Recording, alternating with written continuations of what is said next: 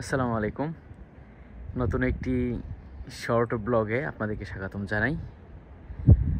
আমি মোহাম্মদ উজ্জ্বল, ইতালির নেপলস শহর থেকে বলছি। তো আজকের ভিডিওটা হচ্ছে কিছু ইনফরমেটিভ ভিডিও। ওকে, প্রথমে একটি জিনিসের আনসার দিই, সেটা হচ্ছে একজন কমেন্ট করেছিল যে আফ্রিকা থেকে ইতালিতে আসা যায় কিনা।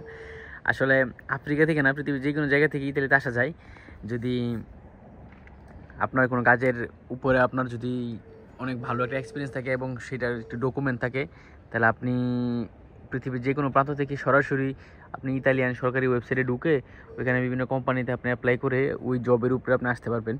তাছাড়া আপনারা যদি চান যে ইতালিয়ান সরকার যে সময় ফ্লুসি ঘোষণা করে, ওই ফ্লুসিতে যদি আপনার কোনো আত্মীয় স্বজন বা কাউ এখানে আছে, এরকম কেউ যদি থাকে, তাহলে তার মাধ্যমে আপনি আপনার পাসপোর্টের ফটোকপি দিয়ে আপনি জাস্ট অ্যাপ্লাই করতে পারবেন।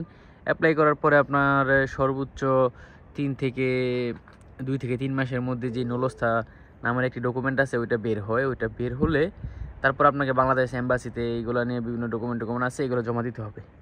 তাছাড়া আপনারা ইতালিতে আসতে পারবেন ডোমেস্টিক ভিসায়, তারপরে আপনার এগ্রিকালচার ভিসায়, স্পন্সর ভিসায়, তারপরে স্টুডেন্ট ভিসা তো অ্যাভেলেবেল, সারা জীবনের জন্য এটা অ্যাভেলেবেল করা।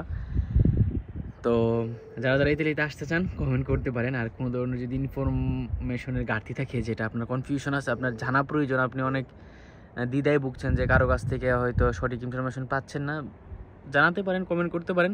আশা করি যতটুকু জানি, যতটুকু আমার বাবা জানে 10-15 বছরের অভিজ্ঞতা থেকে, ততটুকু আমাদের সাথে শেয়ার করার চেষ্টা করব। আর এই দৃশ্যটা হচ্ছে আমার বাসার সামনের, আমার বাসার ছাদ থেকে আমাদের বাসার আশেপাশের যে পাহাড়গুলো আছে, খুবই সুন্দর এবং মনোমুগ্ধকর। তো আশা করি আজকের এই শর্ট ব্লগ থেকে যা জানতে পারবেন, বেশি ভাগটুকুই আপনারা উপকৃত হবেন, ক্ষতি হওয়ার সম্ভাবনা খুবই কম।